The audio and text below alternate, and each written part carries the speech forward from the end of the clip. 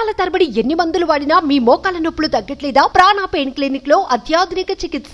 Protest ల భాగంగా ఇక్కడ చాలా మంది చాలా యాక్టివిటీస్ చేయడం జరిగింది.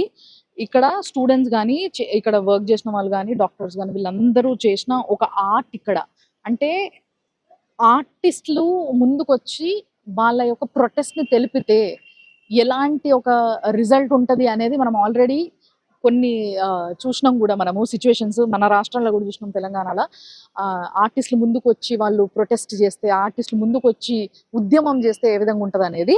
సో ఇక్కడ కూడా చాలా మంది ఆర్టిస్టులు ఏ బొమ్మలు అయితే వేసిండ్రో చూడండి ఎంత స్పష్టంగా. అంటే ఒక కిరాతకుని చెయ్యి, అందులో ఒక అమ్మాయి, అంటే ఆ అమ్మాయిని అర్ధనగ్నంగా ఉన్న ఒక అమ్మాయి, అంటే ఇలాంటి ఒక బొమ్మల్ని వేసుకుంటూ రోజంతా కూడా ప్రొటెస్ట్ చేయడం జరిగింది ఇక్కడ. తర్వాత అంతేకాకుండా గోడల మీద కూడా చూడండి మొత్తం అంతా కూడా నో సేఫ్టీ నో డ్యూటీ అని చెప్పేసి ఏదైతే రేప్ కల్చర్ ఉందో దానిపైన ఒక త్రిశూలం బొమ్మని వేసినారు. అంటే దాన్ని అనగదొక్కి చంపేయాలి, అంటే త్రిశూలంతో పొడిచి చంపేయాలన్నంత కసి ఆ కల్చర్ ఏదైతే ఉందో దాన్ని నాశనం చేయాలి అని చెప్పేసి ప్రొటెస్ట్ చేయడం జరుగుతుంది. చూసారు కదా, ఇక్కడ రేప్ కల్చర్ అని చెప్పేసి త్రిశూలం వేయడం జరిగింది. అంటే ఇక్కడ కలకత్తా కాళీ అంటే చాలా మందికి ఫేమస్. దసరా చాలా ఘనంగా జరుపుకుంటారు. ఆడవాళ్ళందరూ కూడా ఒక్కొక్క కాళీగా తయారవుతారు, ఒక్కొక్క భద్రకాళిగా తయారవుతారు. చూసారు కదా కింద ఇగో కాళీ అమ్మవారు బొమ్మ వేసిండ్రు. ఇక్కడ అమ్మవారు కంటి నిండా నీళ్లు పెట్టుకుంటుంది, అంటే కంట్లకి వెళ్ళి నీళ్లు రక్తం గారుతుంది. కాళీ అమ్మవారి ఫేస్ వేయడం జరిగింది ఇక్కడ. సో ఇది కూడా నిజంగా చాలా బాధాకరమైన విషయము. ఎందుకంటే ఎంతో మంది దుష్టుల్ని సంహరించిన అమ్మవారు ఎక్కడైతే వెలవాలని ఒక ప్లేస్ ని చూస్ చేసుకుందో అలాంటి ప్లేస్ లా ఇంకా అలాంటి ఎంతో మంది దుష్టులు ఇంకా ఉన్నారు, బతికే ఉన్నారు అని తెలిస్తే బాధ అనిపిస్తుంది కదా. అందుకోసమే వాళ్ళు కూడా అట్లా త్రిశూలం వేసి రేప్ కల్చర్ ఆపాలని చెప్పేసి ప్రొటెస్ట్ చేయడం జరిగింది.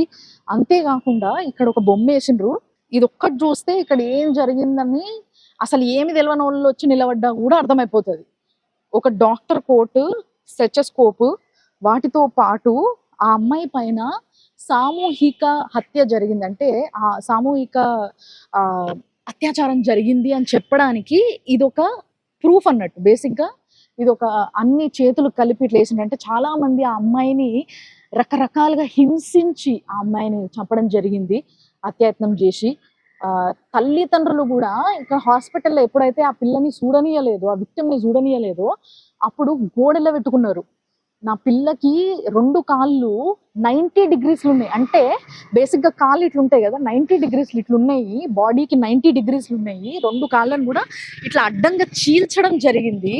ఆ పిల్లకి అద్దాలు ఉన్నాయి, కళ్ళ పైన కొట్టడము ఏం జరిగిందో తెలియదు కానీ ఆ కళ్ళద్దాల ముక్కలు, అంటే ఆ గ్లాసెస్ అన్ని కూడా ముక్కలు ముక్కలుగా ఇరిగిపోయి కళ్ళల్లో గుచ్చుకొని రక్తం గారింది. ఆ పిల్ల మెడని మొత్తం నులిమేసి బాగా హింస పెట్టిండ్రు. అర్ధనగ్నంగా పడింది. అసలు రకరకాలుగా హింస పెడితే ఆ అమ్మాయి యొక్క ఎవరైతే ఇప్పుడు అభయ అని మనం చెప్తున్నామో విక్టిమ్ని, ఆ అభయ ఒక చేతి గోర్లల్లా విక్టిమ్ చేతి గోర్లల్లా ఎవరైతే అత్యాయత్నం చేసిండ్రో వాళ్ళ యొక్క స్కిన్ కూడా ఉంది.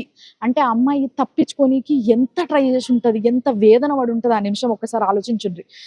గట్టిగా అరిసి గీకి రక్కి అట్లా చేయడం వల్ల ఆ అమ్మాయి గోర్లల్లో మొత్తం కూడా ఆ పర్సన్ ఎవరైతే ఆమె మీదకి వచ్చారో ఆయన స్కిన్ మొత్తం కూడా ఆమె గోర్లల్లో దొరికిందంట. ఈ లెక్కన వాళ్ళు ఎవరు అనేది తెలుసుకోవచ్చు. ఒక సంజయ్ రాయ్ అనే ఒక వ్యక్తి మాత్రమే దొరకడము, అంటే ఒక వ్యక్తిని పట్టుకున్నారు వెంటనే ఒక సంఘటన జరగంగానే అని చెప్పి. అరే అవును, ఒక సీసీ కెమెరా పనిచేస్తుంది, ఒకటి కాదు యాక్చువల్గా అక్కడ ఆ దారిలా ఏదైతే సెమినార్ హాల్కి పోయే దారిలో సీసీ కెమెరాలు ఉన్నాయి. ఈ వ్యక్తి ఆ సెమినార్ హాల్కి పోవడము రావడము 2 కూడా సీసీ కెమెరాలో రికార్డ్ అయినాయి. వెళ్ళేటప్పుడు ఆయన చెవులో ఒక ఇయర్ బడ్ ఉన్నట్టు, అంటే మన ఏవైతే ఇయర్ ఫోన్స్ ఉంటాయో అవి ఉన్నట్టుగా అది చూయించింది, రికార్డ్ చేసింది. దాని తర్వాత 4 గంటల ప్రాంతంలో, అంటే పొద్దున్న 4 గంటలకి ఆ సెమినార్ హాల్ చుట్టూ కొంచెం ఆగమాగంగా కొంచెం అనుమానాస్పదంగా అక్కడనే తిరుగుతుండడము అది కూడా రికార్డ్ అయ్యింది. ఆ సమయంలో ఇంకొకటి ఏంటంటే ఆ అమ్మాయి డెడ్ బాడీ పక్కకి సేమ్ అదే ఏదైతే ఇయర్ ఫోన్ ఉండేనో ఆయన చెవుల అది అక్కడ పడిపోవడం కూడా పోలీసులు కలెక్ట్ చేసుకోవడం జరిగింది. అంటే ఇక్కడ ఇంకొక విషయం ఏదైతే మనం నోట్ చేసుకోవాలి ఏంది అని అంటే, నలుగురు ఐదుగురో లేకపోతే ముగ్గురు నలుగురు కలిసి ఆ అమ్మాయి పైన ఈ అఘాయిత్యం చేసిండ్రు అన్నప్పుడు ఒక్క వ్యక్తే ఎట్లా రికార్డ్ అవుతాడు అందులో? మిగతా వాళ్ళు ఎందుకు రికార్డ్ అవ్వలేదు? వాళ్ళు కూడా అక్కడికి వచ్చే ఉంటారు డెఫినెట్ గా. ఆ దారిలో కాకుండా ఇంకో దారిలో బయటికి వచ్చి ఉంటారు. ఇంకోవైపు సీసీ కెమెరాలు లేవా? లేకపోతే ఆ సీసీ కెమెరాలు పనిచేస్తున్నా కానీ ఆ మిగతా వ్యక్తులు ఇంకా ఇన్ఫ్లుయెన్స్డ్ కావచ్చు, లేకపోతే ఇక్కడ ఎవరైనా వర్క్ చేస్తున్న వాళ్ళు కావచ్చు, కాబట్టి వాళ్ళని కాపాడడానికి మొత్తం అందరూ కూడా వాళ్ళందరినీ షీల్డ్ చేస్తున్నారు అని చెప్పేసి ఏదైతే ఒక అనుమానం ఉందో ఇక్కడ ప్రొటెస్ట్ చేస్తున్న వాళ్ళ, అది నిజమా అనేది కూడా నిజంగా చాలా మంది పోలీసులు కానీ లేకపోతే ఇక్కడ ఉన్న వాళ్ళు కానీ ఈ అన్యాయాన్ని దగ్గరుండి చూసిన వాళ్ళు మాట్లాడాల్సింది. నిజంగా ఇవాళ కాకుండా రేపన్నా మనం ఈ విషయం బయటికి రావాలి, మాట్లాడాలని ముందుకు రావాలని నేను కూడా మనస్ఫూర్తి కోరుకుంటున్నా.